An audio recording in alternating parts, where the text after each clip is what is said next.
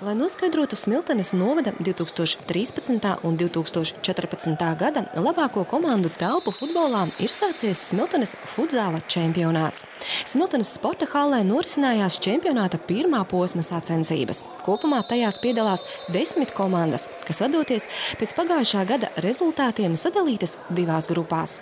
Savukārt komandas, kas iepriekšējā čempionātā nepiedalījās, sadalītas pēc nejaušības principa. Es uzskatu, ka lielākoties tas līmenis ir visām daudz maz vienāds. Tikai, protams, ir katrai komandai savi plusi, savi mīnusi un kā viņi spēj to izmantot spēles laikā.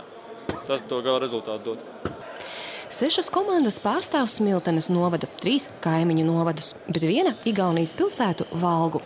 Kā jaunpienācēji turnīrā ir komanda Ranka no Gulbenes novada un Spēks no Valmieras. Tiesa gan, valmierieši Smiltenes turnīrā piedalās ne pirmo reizi. Šeit ir forša zāle, viss tas kopējais līmenis ir ļoti labs, un mums vēl sezona no Valmierā nav sākusies, un tāpēc mēs atbraucām te. Mēs jau esam iepriekš spēlējuši. Patīk viss tā atmosfēra, kas te ir. Ļoti patīk tas, kad ir tas vidējais līmenis ļoti augsts un spēlē, tā teikt, gudru futbolu šeit. Redz, kad ir trenējušies cilvēki un tā, interesanti. Valmierieši kā turnīra spēcīgākās komandas min Igauņu komandu un Smiltenes CSK. Smiltenes CSK ir pagājušā un arī aizpagājušā telpu futbola turnīra čempioni. Komanda centīsies šo titulu nosargāt. Kā šodiena? Kā pats raksturo?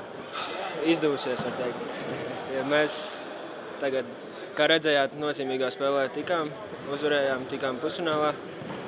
Skatīsies, kā izies šis turnīrs, bet es varētu teikt lielu paldies organizatoriem, ka beidzot Smiltenē ir kārtīgs turnīrs, kur neviena komanda nav nenovērtējama. Viss vienkārši, var teikt, līdzvērtīgs. Pirmajā posmā pirmo vietu izcīnīja komanda Smiltenes CSK. Otrajā vietā Smiltenes pirmā komanda, kurai seko Igauņi.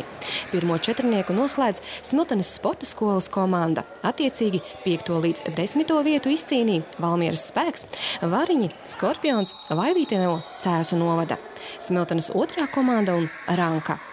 Kopumā turnīrā plānoti 4 posmi. Nākamais otrais notiks 29. decembrī Smiltenes sporta hallē.